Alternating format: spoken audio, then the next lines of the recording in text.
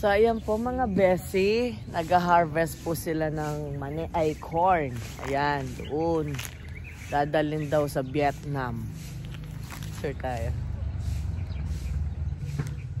Yan, dadalhin daw po sa Vietnam.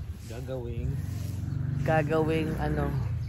Ay, may ano pala dito. May pamangga.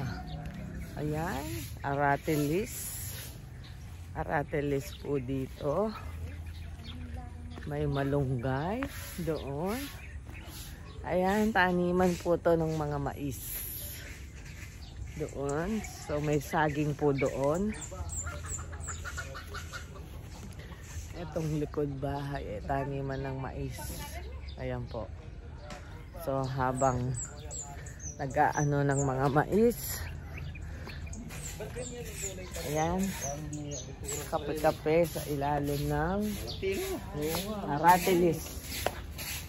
Kape-kape sa ilalim ng aratilis. Ninong at chubabo. Ayan. Kape-kape sa ilalim ng aratilis. Ayan po. So, we'll update you later, okay?